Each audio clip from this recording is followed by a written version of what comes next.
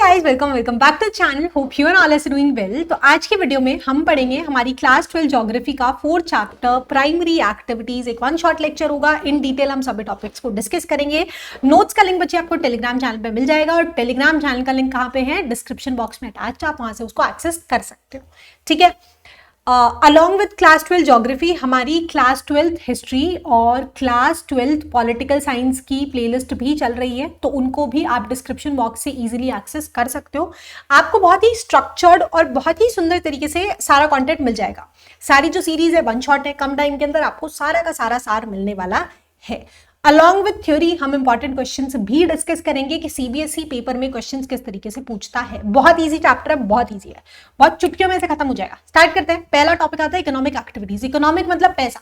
ऐसी एक्टिविटीज जो income generate करती है उनको बोलते हैं भैया हम इकोनॉमिक एक्टिविटीज। ठीक है। फॉर एग्जाम्पल, अगर मैं पढ़ाऊंगी, मेरा चैनल चलेगा तो मुझे पैसा मिलेगा। It is more of like economic activity. अभी तक कुछ मिलता नहीं है, नया चैनल है, सपोर्ट कर दोगे तो मिल जाएगा बहन को कुछ, है ना। ये जो थोड़ा बहुत खर्चा हो रहा है वो निकल जाएगा। बट एनीवेज, जोक्स असाइड, तो ऐसी कोई भी एक्टिविटी जो इनकम जनरेट करे, भले आप फार्मिंग कर रहे हो, भले आपकी कोई इंडस्ट्री है, एनीथिंग, राइट, तो वो इकोनॉमिक एक्टिविटी होती है। अब आप बोलोगे कि भैया एक्टिविटीज तो बहुत सारी है, ऐसे कैसे कैटेगराइज करेंगे? तो उसको काम कर दिया है भाई हमने, 4 कैटेगरीज में कैटेगराइज कर दिया है। पहली है हमारी प्राइमरी, दूसरी है सेकेंडरी, जो हम नेक्स्ट चैप्टर में पढ़ेंगे। प्राइमरी मतलब जिसमें आप डायरेक्टली नेचर के ऊपर डिपेंडेंट हो, आप खेती कर रहे हो, आप फिशिंग कर रहे हो, आप माइनिंग कर रहे हो, आप नेचर का खून चूस रहे हो टेक्निकली। ठीक है। दूसरी है सेकेंडरी। अब सेकेंडरी के अंदर क्या होता है, आपने मैन्युफैक्चरिंग कर रहे हो, यानी आप रॉ मटेरियल लाते हो लेकिन आप उससे कोई नया प्रोडक्ट बनाते हो। अब इसमें आती है फैक्ट्रीज, इसमें आती है इंडस्ट्रीज। ठीक है। तीसरी है टर्शरी। टर्शरी है सर्विस सेक्टर। फॉर एग्जाम्पल, मैं टर्शरी एक्टिविटी में आती हूँ, मैं आपको पढ़ा रही हूँ, एक सर्विस दे रही हूँ, राइट। डॉक्टर हो गया, वो आपको ट्रीट करता है, वो एक सर्विस देता है, right. So that is tertiary sector. Next है क्वाटनरी, जो बेसिकली रिसर्च होता है या थोड़ा सा एडवांस लेवल हो जाता है। ठीक है। तो आज के इस चैप्टर में हमें केवल और केवल पढ़ना है प्राइमरी एक्टिविटीज को। तो प्राइमरी एक्टिविटीज में बेसिकली क्या है, आप डायरेक्टली इन्वायरमेंट के ऊपर डिपेंडेंट है, उसका खून चूस के आपने इतना चूज कर लिया, बेचारी इन्वायरमेंट को बिल्कुल हाल बेहाल कर दिया है उसका। ठीक है। तो आप अर्थ के रिसोर्सों को यूटिलाइज कर रहे हो। फॉर एग्जांपल लैंड, जैसे कि जिसके ऊपर हम रहते हैं, वाटर, वेजिटेशन, बिल्डिंग मटेरियल या फिर मिनरल्स। ठीक है। तो इसमें क्या क्या आता है, इसमें आती है आपकी हंटिंग, आपकी गैदरिंग, आपकी पेस्टोरल एक्टिविटीज की आपने पशुपालन कर लिया है, राइट। फिशिंग आता है, फॉरेस्ट्री आता है, एग्रीकल्चर आती है, माइनिंग आती है, एक्वायरिंग आती है। तो ये सब हमने 1 बाय 1 आज इस चैप्टर के अंदर पढ़ना है। लिस्ट लंबी लिख रही है लेकिन टॉपिक्स बहुत ही छोटे से, और डायरेक्टली यहां से क्वेश्चन आ रहा होता है, तो फटाफट इसको पढ़ के खत्म करते हैं। बोर्ड्स के अंदर अपने 5 नंबर तो एटलीस्ट हम पक्के कर ही लेते हैं आज। ठीक है। पहले टॉपिक से स्टार्ट करते हैं, hunting and gathering. Hunting and gathering की बात करते हैं तो बहुत ही कम पैसा लगता है, राइट। आपने क्या चाहिए, हंटिंग के अंदर आपके लिए कुछ वेपन्स चाहिए होते हैं। ऑल्दो हंटिंग अब बैन हो चुकी है, लेकिन पहले जब मनुष्य के पास कुछ भी नहीं होता था, ये बड़े बड़े स्कूल्स नहीं थे, बड़े बड़े हॉस्पिटल्स नहीं थे कि वहां पे जाकर के नौकरी कर ले, तो उससे पहले इंसान क्या करता था, बेचारे जीवों को मारता था, राइट, और फिर उसी से अपना पालन पोषण करता था। तो टेक्नोलॉजी भी कुछ खास नहीं चाहिए, ना पैसा चाहिए ना टेक्नोलॉजी चाहिए, राइट। बट ये जो यील्ड है पर पर्सन वो बहुत कम है। जरूरी नहीं है अगर आप भले गैदरिंग कर रहे हो, हंटिंग कर रहे हो, कि आपको बहुत ज्यादा आउटपुट मिल रहा है। सरप्लस तो मिलता ही नहीं है, राइट। जीवन यापन होता है। अब ये बेसिकली वो लोग करते थे जो बहुत ही एक्सट्रीम क्लाइमेट्स में रह रहे हैं, जैसे बहुत ठंडे इलाके में रह रहे हैं या फिर बहुत गर्म इलाके में रह रहे हैं, क्योंकि वहां पे वेजिटेशन नहीं हो पाता था, एग्रीकल्चर नहीं हो पाता था, तो लोगों को अपने सर्वाइवल पर्पस के लिए हंटिंग या गैदरिंग का सहारा लेना पड़ता था। ठीक है। अब ज्यादातर जो कोस्टल कम्युनिटीज हैं, they engage in fishing which is again a form of hunting या फिर प्राइमरी एक्टिविटी। ठीक है। टूल्स की बात करते हैं तो बहुत बेसिक टूल्स यूज होते थे, पत्थर, ट्विग्स, एरोज, तो यही हमारे पास होता था।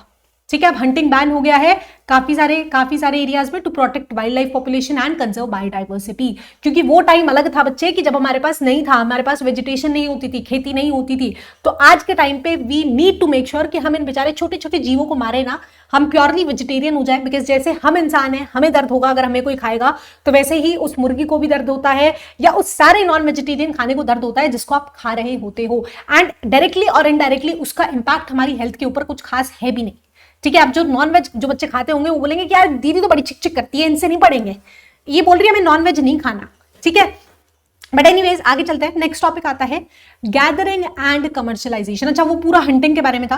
गैदरिंग की अगर हम बात करते हैं तो गैदरिंग अब धीरे धीरे एक मार्केट ओरिएंटेड एक्टिविटी हो गई है। गैदरिंग का मतलब कुछ नहीं होता कि आप सॉरी, आप फॉरेस्ट में जाते हो और वहां से कुछ कुछ सामान को इकट्ठा करते हो। पहले लोग अपने सर्वाइवल के लिए यही करते थे कि कुछ पत्ते ले आते थे जिनसे जड़ी बूटियां बनती थी, जिनसे दवाइयां बनती थी, राइट। कुछ वेजिटेबल्स प्लग कर लाते थे, कुछ फ्रूट्स प्लग कर लाते थे, उनको मार्केट में बेचारे वो लोग बेच देते थे और बदले में जो पैसा मिलता था उससे अपना जीवन यापन कर लेते थे, राइट। तो जो दवाइयां हैं उसके लिए काफी सारी आपकी पेड़ की आपको छाल चाहिए होती है, बाग चाहिए होता है, लीव्स चाहिए होती है आपको बेवरेजेस के लिए।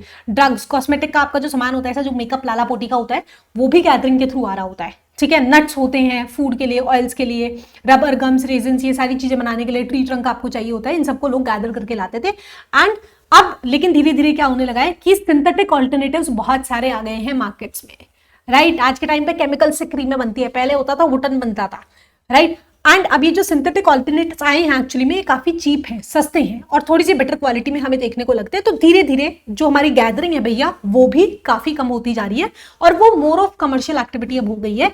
लेकिन पहले जब इतना सारा डेवलपमेंट नहीं हुआ था तो both hunting and gathering were practised as survival activities, survival purpose के लिए होती थी, ठीक है। आगे चलते हैं, नेक्स्ट टॉपिक आता है नोमैडिक हर्डिंग। अगेन ये भी सर्वाइवल पर्पस के लिए ही काफी हद तक हो रही होती है। इसमें यूजुअली क्या होते हैं, कुछ जो ग्रुप्स होती थी, कुछ कम्युनिटीज होती थी, वो आज भी यही प्रैक्टिस करती है, जैसे गुज्जर्स, बकरावल्स, गद्दीज, भोटिया, है ना। अपने बेसिक जो जीवन यापन के लिए, सब्सिस्टेंस के लिए वो काफी सारे एनिमल्स को हर्ड करके रखती थी, पाल करके रखती थी अपने खुद के जीवन यापन के लिए, कि उनसे कुछ खाना मिल गया, दूध बेच दिया तो बदले में आपने कुछ खरीद लिया, clothing, shelter, tools and transport, उसके लिए उन्हीं चीजों को यूज करती थी, राइट। ये लोग क्या करते थे, ट्रांस ह्यूमंस करते थे, यानी ट्रांसपोर्ट करते थे।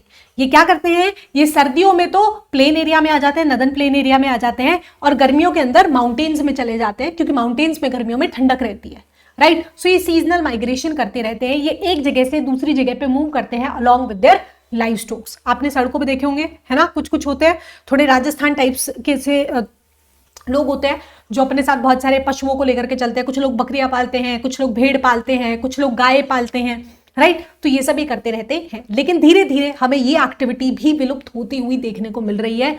द रीजन अब ये उतनी ज्यादा सर्वाइवल के लिए भी ऑप्टिमल नहीं रही है। पहले लोग काफी सारे एनिमल्स रखते थे, बड़ी फैमिलीज होती थी, वो पूरी फैमिली का उससे गुजारा हो जाता था बेचारी का। लेकिन आज के टाइम पे एनिमल्स के अंदर डिजीज बहुत ज्यादा होने लग गई है। आज के टाइम पे पहले कुछ खाली लैंड उनको मिल जाता था, राइट। तो आज के टाइम पे पॉलिटिकल बॉर्डर्स का जो इंपोजिशन हुआ है कि लोग खाली लैंड छोड़ते नहीं है, सरकारें उनको भगा देती है, that is one of the reasons. इसके अलावा काफी सारे नए सेटलमेंट प्लान्स हो गए हैं which has led to a decline in pastoral nomadism, ठीक है, आया समझ में। आगे चलते हैं, तो पेस्टोरलिज्म की अगर हम बात करते हैं, वो एक अनसस्टेनेबल एक्टिविटी थी। दो लेवल्स के ऊपर हमें देखने को मिलती है। पहली है सबसिस्टेंस लेवल के ऊपर, जिसमें आपकी नोमैडिक हर्डिंग आती है, लेकिन आज के टाइम पे इसका हमें एक एडवांस्ड वर्जन देखने को मिलता है which is commercial live stock rearing, कि लोगों ने बड़ी बड़ी डेयरीज खोल ली है, वो बहुत प्रॉफिटेबल है ना, कि वो अपना अब इसको as a commercial activity, as a economic activity practice करने लगे हैं, ठीक है। तो इसमें क्या होता है, आप एक सिंगल टाइप ऑफ एनिमल को रियर करते हो, या तो आपने बकरियां पाल ली, आपने भेड़ पाल ली, या फिर आपने गोट्स पाल लिए, या फिर आपने हॉर्सेस पाल लिए, राइट। तो अलग अलग टाइप के एनिमल्स को रियर किया जाता है जिनके अलग अलग यूज केस होता है, ठीक है। जैसे फॉर एग्जांपल जिन लोगों ने शीप पाली है वो उनकी वूल को बेच देते हैं, जिन्होंने केटल पाली है उनके दूध को बेचते हैं, जिन्होंने गोट्स पाली है उनके भी दूध को बेच दिया जाता है, जो लोग हॉर्सेस पालते हैं वो उनको जो राजा महाराजा होते थे पहले टाइम पे, तो खैर आजकल वो नहीं होते हैं, हॉर्स राइडिंग में यूज होता है, या फिर हॉर्सेस को और भी अलग अलग तरीके से यूज किया जाता है, ठीक है। की प्रोडक्ट्स वही होते हैं कि ये मीट, वूल, स्किन, ये साइंटिफिकली फिर इनको पैक किया जाता है और एक्सपोर्ट किया जाता है, ठीक है। फोकस एरिया यही होता है कि इनकी ब्रीडिंग के ऊपर बहुत ज्यादा ध्यान दिया जाता है, इनके डिजीज कंट्रोल पे ध्यान किया जाता है, इनके जेनेटिक इंप्रूवमेंट के ऊपर ध्यान दिया जाता है। ये जो फॉर्म ऑफ स्ट्रक्चर है ये काफी हद तक ऑर्गेनाइज्ड है, यानी केटल्स ऐसे ही घूमती नहीं है, उनके लिए प्रॉपर शेड लगाए जाते हैं, उनके लिए प्रॉपर रेंचेस बनाई जाती है, फेंसिंग बनाई जाती है, उनके चारे के लिए अलग से थोड़ा सा एरिया रखा जाता है, अगर चारा बाहर से मंगवाना है तो बाहर से मंगवा करके दिया जाता है, राइट। तो पैस्चर मैनेजमेंट भी बहुत सही तरीके से होता है ना। तो काफी ऑर्गेनाइज्ड है और बहुत ही ज्यादा कैपिटल इंटेंसिव भी है कंपेयर टू जो ट्रेडिशनल मेथड था। ट्रेडिशनल मेथड क्या था, बेचारे नोमैड्स थे, सर्दियों में इधर आ जाते थे प्लेन एरिया में, जहां पे भी घास फूस मिलती थी, बेचारे वहां से उनके जो एनिमल्स होते थे वो खाना खा लेते थे, कोई अलग से तो घास उनके लिए उगाते नहीं थे, राइट। सेम माउंटेन्स पे चले जाते थे, वहां उनको चरा लेते थे, बेचारे जो दूध मिलता था उससे अपना गुजारा कर लेते थे। यहाँ पे तो सब कुछ चाहिए, यहाँ पे तो डॉक्टर चाहिए, अगर बीमार हो गया एक अगर आपके जानवर को बीमारी हुई है तो बीमारी फैल जाएगी, आपको टाइमली उनको वैक्सीन दिलानी पड़ती है, आपको उनके वेट्स रखने पड़ते हैं प्रॉपरली, आपको आपको उनके लिए अच्छा खाना लाना पड़ता है टाइमली, आपको सारी चीजें मेंटेन करके चलनी होती है, right. So it is capital intensive और बदले में ये आपको अच्छा खासा पैसा भी दे करके जाती है, ठीक है। So that was about commercial livestock rearing. Livestock का मतलब ही होता है एनिमल्स, एनिमल्स को आप रियर करते हो जीवन यापन के लिए, एक कमर्शियल एक्टिविटी की तरह, इकोनॉमिक एक्टिविटी की तरह, इनकम जनरेट करने के लिए, ठीक है। ओके जी, आगे चलते हैं। तो नेक्स्ट टॉपिक आता है सब्सिस्टेंस फार्मिंग। फार्मिंग को भी हम दो कैटेगरीज में डिवाइड कर सकते हैं, एक है प्रिमिटिव सब्सिस्टेंस और एक है इंटेंसिव सब्सिस्टेंस। प्रिमिटिव मतलब पुरानिक, ठीक है। तो कौन सी आ गई? शिफ्टिंग कल्टीवेशन, बहुत बार पढ़ चुके हैं, बच्चों वाला टॉपिक है, फिर भी हमें सीबीएसई बार बार पढ़ाती रहती है, पता नहीं क्या पढ़ा रही है हमें, 12वीं कक्षा के अंदर प्राइमरी एक्टिविटी पढ़ा रही है, मतलब सीरियसली कुछ अच्छा पढ़ाया जा सकता था हमें। ऑल तो हमारी 11th की ज्योग्राफी हार्ड है हमारी 12th की ज्योग्राफी से, बट एनीवेज शिफ्टिंग कल्टीवेशन की वही सेम सी बात है कि आप जो लोग होते थे पहले जिनके पास जंगलों में रहते थे, वो किसी भी एक लैंड के पैच को क्लियर करते थे, वहां की जो वेजिटेशन होती थी उसको बर्न कर देते थे, बर्न करने से सॉइल फर्टिलिटी इंक्रीज हो जाती थी, जो भी प्रिमिटिव टूल्स इनके पास होते थे स्टिक्स हो से कल्टीवेशन कर लेते थे, ठीक है। फिर जब 3-4-5 साल बाद इस लैंड की जो फर्टिलिटी होती थी वो लूज हो जाती थी, वो उसको छोड़ करके दूसरे एरिया के अंदर चले जाते थे। तो ये जो साइकिल होती है शिफ्टिंग की, ये जूम होती है, ये धीरे धीरे शॉर्ट होती जाती है, क्योंकि कितना ही बड़ा जंगल बच गया, आजकल तो जंगल ही छोटा सा बच गया है, तो घुमा फिरा के आप 8-10 साल बाद उसी लैंड पे आ जाते हो जिसको आपने 2-3 साल पहले कल्टीवेट किया था, ठीक है। ओके, अब इस प्रैक्टिस को अलग अलग नाम से बोला जाता है। फॉर एग्जाम्पल नॉर्थ ईस्ट में इसका नाम जूमिंग है, ये क्वेश्चन याद रख लेना, 1 नंबर में सीयूईटी में पूछा जाता है। मिल्पा इसको बोलते हैं सेंट्रल अमेरिका और मेक्सिको में, इंडोनेशिया और मलेशिया में इसको लद्दाख बोलते हैं। तो 3 नाम, जूमिंग, मिल्पा और लद्दाख, ठीक है। ओके, तो वो थी प्रिमिटिव। अब दूसरी है इंटेंसिव। इंटेंसिव का मतलब है कि डेंसली पॉपुलेटेड एरियाज में होती है, इसको भी 2 कैटेगरीज में डिवाइड कर दिया गया है। यहां से ज्यादा कुछ खास क्वेश्चन आता नहीं है, बट एक बार पढ़ लेते हैं। पहली है इंटेंसिव का मतलब ये होता है थोड़ा सा ज्यादा इंटेंस अमाउंट में आप उसको प्रोड्यूस करना चाहते हो, अगेन है सर्वाइवल पर्पज के लिए, कमर्शियल पर्पज के लिए नहीं है, राइट। तो ये ऐसे एग्रीकल्चर एरियाज में होती है जहां पे वेट पैडी डोमिनेट होता है। वेट पैडी से समझ गए कि यहाँ पे राइस कल्टीवेशन हो रही है भैया, ठीक है। क्या होता है कि यहाँ पे राइस क्रॉप को आप उगाते हो, लैंड होल्डिंग्स काफी स्मॉल होते हैं, है ना। फॉर एग्जांपल गांव में होती है, इसको आप गांव में मान सकते हो कि लोग होते हैं उनके पास कुछ कुछ जमीन होती है, किसी के पास 1 किला है, किसी के पास और छोटी जमीन है, तो वो उस पर थोड़ा सा अपना क्रॉप ग्रो कर लेता है, उसके खुद के घर का जो राशन होता है 1 साल का उसका गेहूं का गुजारा हो जाता है, राइट। कमर्शियल अब हम आगे पढ़ेंगे कि लोग ने एक बंदा है जिसने बहुत सारी लैंड खरीदी है, उसके ऊपर वो पूरा गेहूं उगाता है और फिर उसको मार्केट्स में बेचता है, राइट। तो इंटेंसिव सब्सिस्टेंस मतलब थोड़े से ज्यादा अमाउंट में हो रही है कंपेयर टू प्रिमिटिव। प्रिमिटिव में तो बहुत कम आउटपुट होता था, लेकिन हो ये भी सर्वाइवल पर्पस के लिए ही रही है।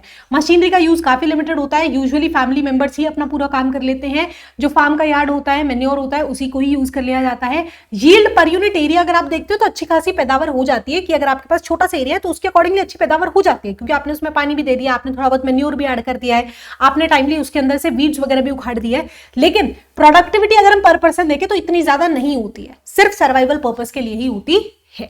दूसरा सेम नाम है intensive subsistent agriculture dominated by crop other than paddy, यानी इसमें आप राइस नहीं उगाओगे, इसके अलावा आल फाल सब कुछ उगाओगे, आप वीट उगाओगे, आप सोयाबीन उगाओगे, आप बार्ले, संगम, ये सारी चीजें आप उगा रहे होते हो।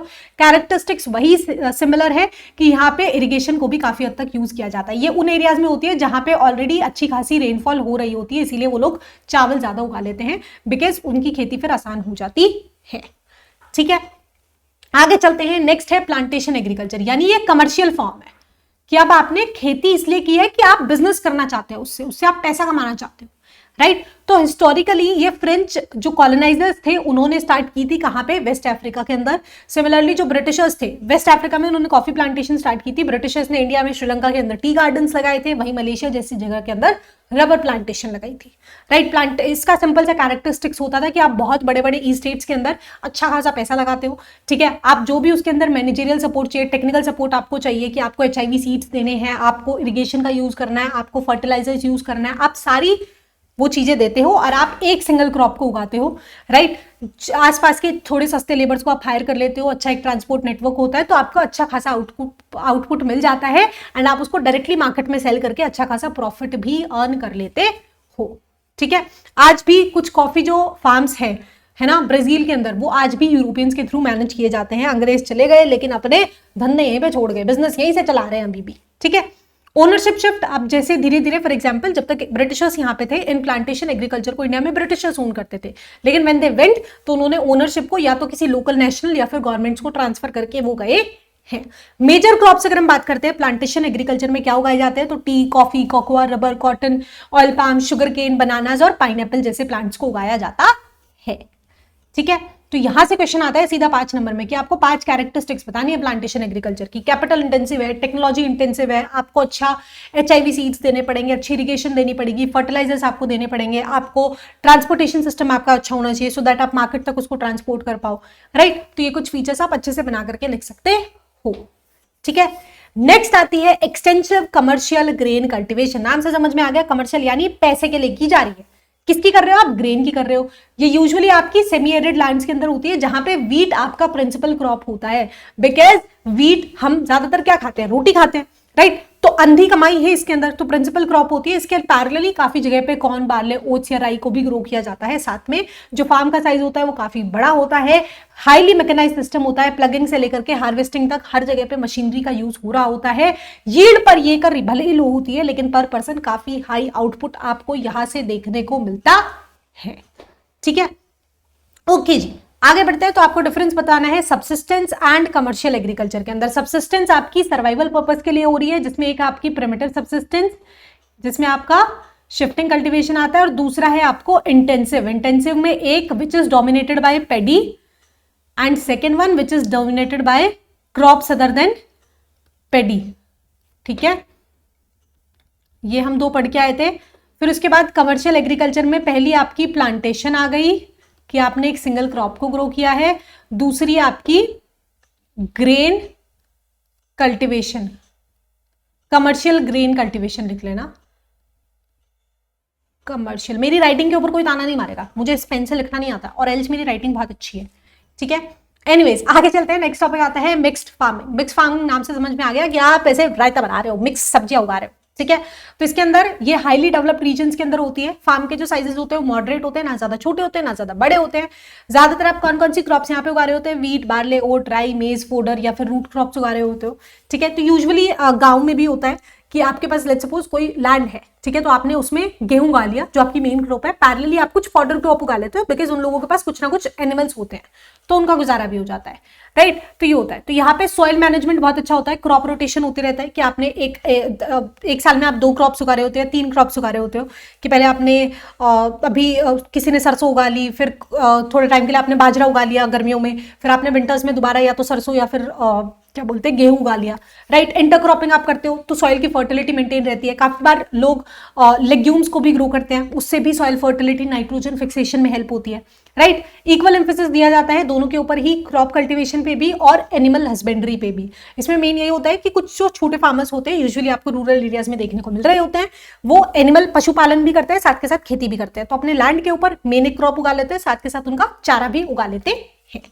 ठीक है, कैरेक्टरिस्टिक्स वही होती है। फोडर क्रॉप जो होती है वो एक सिग्निफिकेंट कंपोनेंट है आपकी मिक्स फार्मिंग का। हाईली कैपिटल एक्सपेंडिचर है क्योंकि थोड़ी बहुत मशीनरी आपको लग रही होती है। एक्सटेंसिव यूज होता है यहाँ पे केमिकल फर्टिलाइजर्स का और ग्रीन मेन्योर का भी, ताकि आप उसकी लैंड की फर्टिलिटी को इनहांस कर पाए, राइट, और प्रोडक्टिविटी यानी आपके आउटपुट को भी इनहांस कर पाए। ओके, नेक्स्ट टॉपिक आता है डेयरी फार्मिंग। नाम से समझ में आ गया कि आप क्या कर रहे हो, एनिमल्स को रियर कर रहे हो, किसके लिए, मिल्चिंग के लिए, दूध के लिए, राइट, आपको वो चाहिए। ओके, बहुत एडवांस होती है, इसमें कैपिटल इंटेंसिव होती है क्योंकि आपको एक अच्छा खासा शेड डालना होता है, उनके लिए स्ट्रक्चर बनाना होता है, एनिमल के लिए अलग से शेड्स बनते हैं, उनके जो फोडर होते हैं उसको स्टोर करने के लिए अलग से वो होता है। मिल्किंग मशीन्स होती है, अगर आपके पास बहुत सारी गायें हैं तो आप एक मिल्किंग मशीन ले लेते हो, राइट। तो स्ट्रॉन्ग एम्फेसिस दिया जाता है कैटल ब्रीडिंग के ऊपर, हेल्थ केयर के ऊपर, वेटनरी सर्विसेज के ऊपर, ताकि एनिमल्स सही से रहे और आपको अपना आउटपुट मिलता रहे। ठीक है, लेबर इंटेंसिव है क्योंकि काफी केयर करनी होती है, बहुत सारे अगर आपको पशुओं को पालना है एक साथ, right. Unlike crop farming, dairy farming कभी भी ऑफ सीजन नहीं होता है, right. Through out the year आपको वो देते रहते हैं आउटपुट, सरप्लस व्हाटएवर।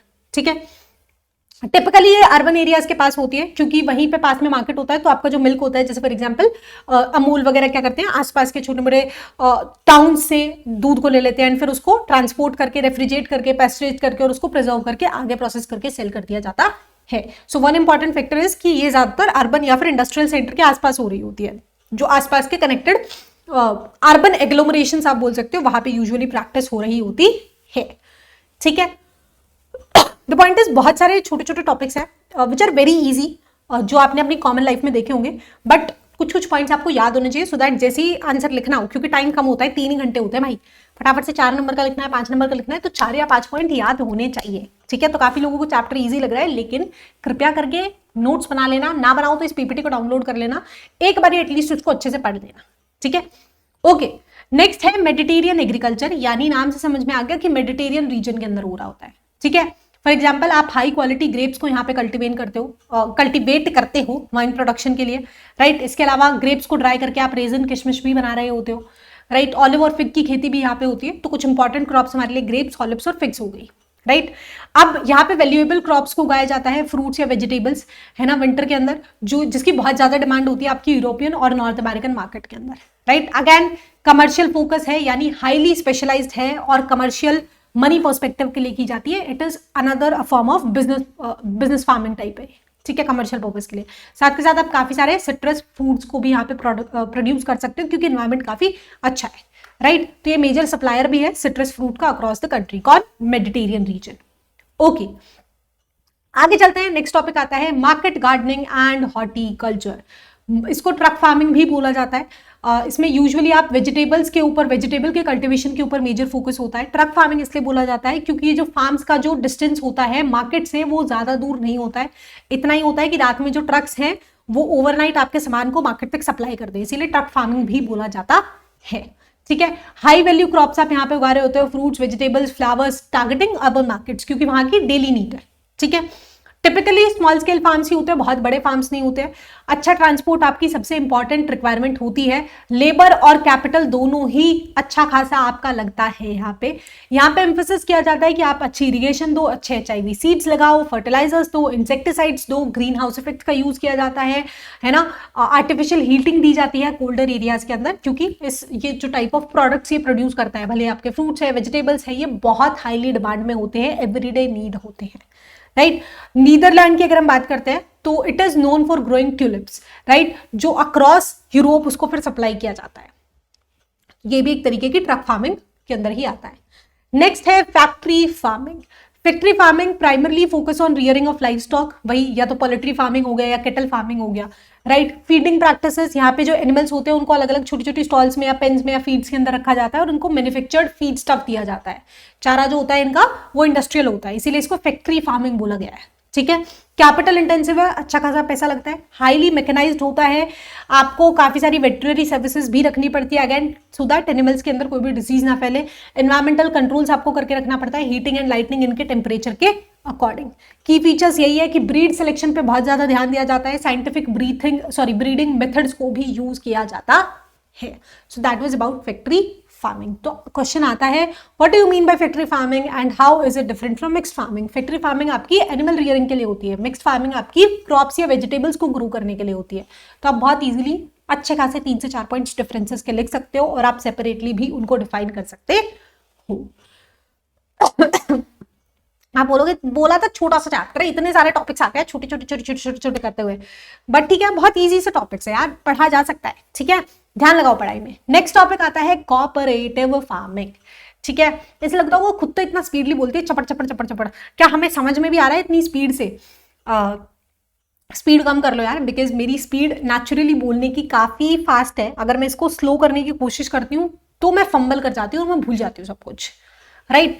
सो इसका तो कुछ नहीं हो सकता, I am really sorry, you have to bear with me for this bit chaotic problem. But anyways आगे चलते हैं। नेक्स्ट टॉपिक है अपना कोऑपरेटिव फार्मिंग।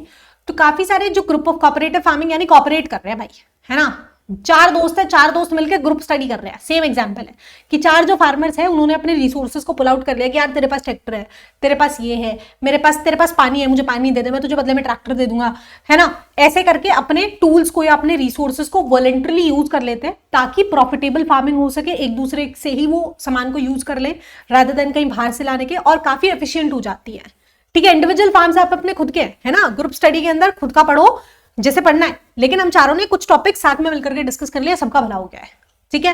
कोऑपरेटिव सोसाइटीज, अब ये लोग क्या करते हैं, अब जैसे ये साथ में मिल गए तो ये अपनी खुद की सोसाइटी भी बना लेते हैं, राइट। कि ऐसा करते हैं कि हम सब लोग मिलकर के एक साथ सामान को बेचते हैं, आप एक जगह 2 किलो चीनी को बेचो, आप एक जगह 50 किलो चीनी को बेचो, राइट। प्रॉफिटेबिलिटी होगी थोड़ी, है ना। इनपुट्स सब लोगों ने अपने सामान मिला लिए हैं, काफी फेवरेबल प्राइस के ऊपर, क्योंकि अब 50 किलो चीनी है, बहुत सारे लोग, आप रेगुलरली अगर उनको सप्लाई करोगे तो आपको थोड़ा दबदबा बनेगा, राइट।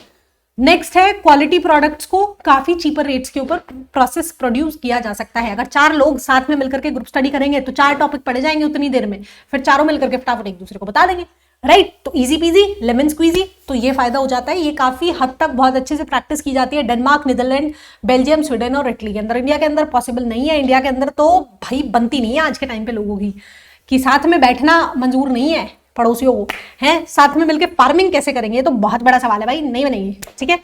आगे चलते हैं, नेक्स्ट टॉपिक आता है collective farming. Collective farming USSR में प्रैक्टिस होती थी, आपने क्लास 12 पॉलिटिकल साइंस में भी पढ़ा होगा कि यहाँ पे क्या होता है, सोशल ओनरशिप होती है सरकार की, यानी यहाँ पे स्टेट ओन्ड इकोनॉमी होती है, तो स्टेट ही सारी लैंड को, सारी क्रॉप्स को ओन करती है, सारा जो भी प्रोडक्शन होता है उसको ओन करती है और फिर इक्वली डिवाइड करके लोगों को दे देती है।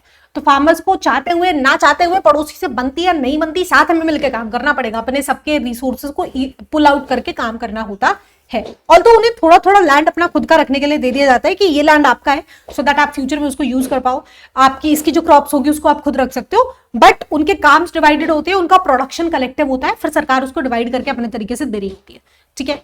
ओके, नेक्स्ट आता है टॉपिक माइनिंग। तो माइनिंग की अगर हम बात करते हैं तो again mining is also in primary activity, क्योंकि डायरेक्टली हम इन्वायरमेंट से रिसोर्स को एक्सट्रैक्ट कर रहे हैं, ठीक है। एंशियंट टाइम्स के अंदर टूल्स जो थे वो काफी कन्फाइंड होते थे, आज के टाइम पे तो बहुत अच्छा खासा आपने डेवलपमेंट कर लिया है, ठीक है। धीरे धीरे इंडस्ट्रियलाइजेशन हुआ तो इसकी इंपॉर्टेंस और भी ज्यादा बढ़ने लग गई, राइट। अब कौन कौन से फैक्टर्स हैं जो माइनिंग को इंपैक्ट करते हैं? सबसे पहला है आपका फिजिकल फैक्टर की साइज ऑफ माइन क्या है, ग्रेड ऑफ माइन क्या है, या मोड ऑफ अकरेंस क्या है, क्या सरफेस के ऊपर है या सरफेस के बहुत नीचे है। नीचे है तो आपको बहुत सारा मशीनरी लगाना पड़ेगा, बहुत सारा पैसा लगाना पड़ेगा, बहुत सारे लोगों को उतारना पड़ेगा, राइट। नेक्स्ट है इकोनॉमिक फैक्टर, क्या वो जो मिनरल है उसकी मार्केट में डिमांड कितनी है, तभी तो आप माइन करोगे। अगर उसकी डिमांड ही नहीं है तो उसके ऊपर पैसा फूकने का कोई लॉजिक नहीं है। टेक्नोलॉजी अवेलेबल है क्या उसको निकालने की, एक्सट्रैक्ट करने की, निकाल लिया तो क्या उससे आप कुछ बना पाते हो। फॉर एग्जाम्पल अगर आप पेट्रोल को निकालते हो तो पेट्रोल के बहुत सारे यूज केसेस है, राइट। कैपिटल है क्या आप उस इंफ्रास्ट्रक्चर को डेवलप कर सकते हो, कि अगर आपने देख लिया कि यहाँ पे यार रिसोर्सेज है तो क्या आपके पास वो कैपिटल है, क्या आपके पास कोई वो रिसोर्सेज है या वो लेबर है या फिर आपके पास वो ट्रांसपोर्टेशन कॉस्ट है, क्योंकि आप माइनिंग करके उस रिसोर्स को निकाल लोगे, उसको इंडस्ट्री तक पहुंचाना भी है, राइट। तो बहुत सारे फैक्टर्स होते हैं जो रिस्पॉन्सिबल होते हैं इफेक्टिव माइनिंग को करने के लिए। मेथड ऑफ माइनिंग उनके मोड ऑफ अकरेंस पे डिपेंड करती है, दो तरीके की है। सरफेस माइनिंग, अगर आपका मिनरल बिल्कुल सरफेस के पास ही है तो आप ओपन कास्ट माइनिंग कर सकते हो, काफी इजी है, काफी चीप है, राइट। ओवरहेड कॉस्ट आ रहा होता है आपको कुछ सेफ्टी प्रिकॉशन और इक्विपमेंट्स के लिए, वो भी काफी कम होता है। आउटपुट बहुत ज्यादा होता है और बहुत ही जल्दी हो जाता है, ठीक है। नेक्स्ट है अंडरग्राउंड माइनिंग, या फिर इसको आप शाफ्ट माइनिंग भी कहते हो, कि ऐसे अंदर आपको मशीनरी भेजनी पड़ती है, आपको अंडरग्राउंड उसको डिग करना पड़ता है, राइट। कि जब जो ओर है आपकी वो बिलो द सरफेस है तो वर्टिकल शाफ्ट्स उसके अंदर सिंक किए जाते हैं, उसमें बहुत सारे लोग भी जाते हैं जो अपनी जान को जोखिम में डाल करके जाते हैं और फिर मिनरल्स को निकाल करके लाते हैं, राइट। फिर मिनरल्स को एक्सट्रैक्ट करके उनको सरफेस के ऊपर ट्रांसपोर्ट किया जाता है, शाफ्ट लिफ्ट टाइप सिस्टम जाता है, फिर उसके अंदर लोग जाते हैं, मशीनरीज जाती हैं, फिर उसको खोद के मिनरल को निकाल करके ऊपर की तरफ भेजा जाता है, ठीक है। तो इसके अंदर आपको डिजाइन लिफ्ट चाहिए, ड्रिल्स चाहिए, हॉलेज व्हीकल चाहिए, सामान की ये जो इतना हैवी मटेरियल है उसको आपने टाइमली ट्रांसपोर्ट भी करना है, वेंटिलेशन सिस्टम भी चाहिए क्योंकि लोग जा रहे हैं तो उनको भी उनकी रिक्वायरमेंट्स होती है, right, for the efficient movement of people and material both. Risky है क्योंकि काफी सारी पॉइजनस गैसेस भी होती है, एट टाइम्स फायर्स भी ब्रेकआउट हो जाती है, फ्लड हो जाती है और बहुत सारे फेटल एक्सीडेंट्स भी हो जाते हैं। लास्ट ईयर आई थिंक एक वो केस भी आया था कि बहुत सारे माइनर्स नीचे फंस गए थे, 40 माइनर्स, फिर उनको बहुत मुश्किल से निकाला गया था, बहुत प्रयास करके, काफी दिनों तक वो फंसे रहे थे, राइट। मेरे को एग्जैक्टली याद नहीं आ रहा है। अब बहुत सारे पटाखे छूट रहे हैं, तो आई रियली होप कि मेरी आवाज आपको समझ में आ रही हो। तो आपको इंपैक्ट बताना है कि माइनिंग एज ए एक्टिविटी का, प्राइमरी एक्टिविटी का क्या इंपैक्ट पड़ता है नेचर के ऊपर। तो आप बता सकते हो, अगेन बहुत सारा पोल्यूशन भी होता है, बहुत सारा एट टाइम्स फैटल एक्सीडेंट्स भी हो जाते हैं, राइट। तो ये सब है। अब नेक्स्ट है मिनरल्स को लेकर के हमें थोड़ा सा डिफरेंट पर्सपेक्टिव देखने को मिल रहा है कि जो डेवलप्ड इकोनॉमीज है भाई, उन्होंने अभी तक जितना मिनरल एक्सट्रैक्ट करना था वो कर चुके हैं, लेकिन अब धीरे धीरे दे आर मूविंग कि यार माइनिंग के बजाय क्या हम इसके ऑल्टरनेट रिसोर्सेज ला सकते हैं, क्या जरूरी है कि हम कोल को ही एक्सट्रैक्ट करके बिजली बनाएं, हम हाइड्रो पावर को यूज कर सकते हैं, हम सोलर एनर्जी को यूज कर सकते हैं, हम टाइडल एनर्जी को यूज कर सकते हैं, राइट। क्योंकि माइनिंग के ऊपर लेबर कॉस्ट बहुत ज्यादा जाता है, उसका प्रोसेसिंग, उसका रिफाइनमेंट, उसके ऊपर जो पैसा लगता है, उसका जो एनवायरमेंट के ऊपर इंपैक्ट आता है वो बहुत ही ज्यादा डैमेजिंग है, right. So they are moving towards to मोर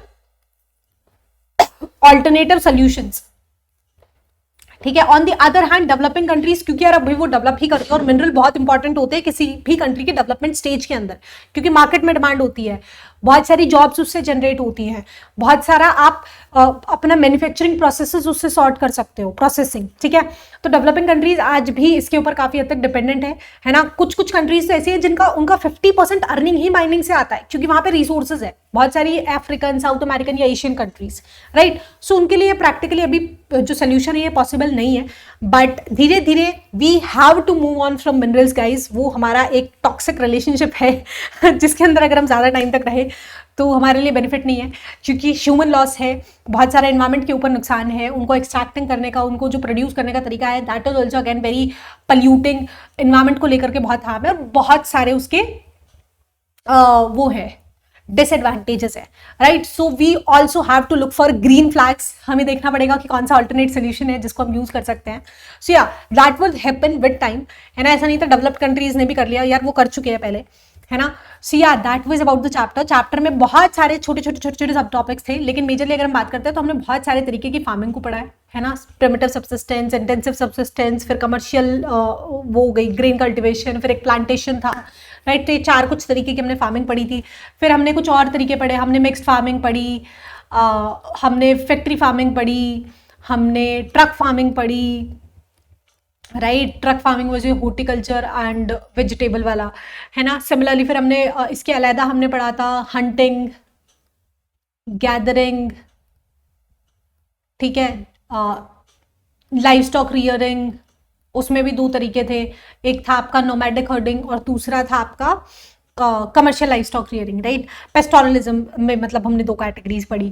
फिर अभी हमने लास्ट में माइनिंग को डिस्कस किया। क्वेश्चंस आते हैं इस चैप्टर से, यू नेवर नो कहाँ से आए, बहुत ईजी है, but it is very important कि एटलीस्ट आपके माइंड में 4 पॉइंट्स हो, क्योंकि आंसर राइटिंग अच्छी होनी चाहिए। जब तक आप पॉइंटर्स नहीं बनाओगे, पॉइंट्स नहीं बनाओगे, अच्छा नहीं लगेगा, है ना। It is known for this, it is known for this, this is called this, ऐसे लिखते रहोगे तो वो आंसर्स आपको कभी भी मार्क्स नहीं दिलाएंगे, right. So it is very important कि आपके माइंड में प्री मेड 4 पॉइंट्स हो, 4 पॉइंटर्स, फिर आप उनको एलैबोरेट करके, एग्जैजरेट करके अपनी उस भाषा में लिख सकते हो। लेकिन अगर आप पहली लाइन अपनी भाषा से स्टार्ट करते हो, that there the ones there was this this this, तो वो अच्छा नहीं लगता है, वो प्रेजेंटेबल नहीं लगता है, राइट। तो आज के भाषण को यहीं पे समाप्त करते हैं। आई होप आपको वीडियो पसंद आया होगा। अगर वीडियो अच्छा लगा हो तो चैनल को लाइक, कमेंट, शेयर, सब्सक्राइब सब कर देना। So that's all for today, see you in next, bye bye.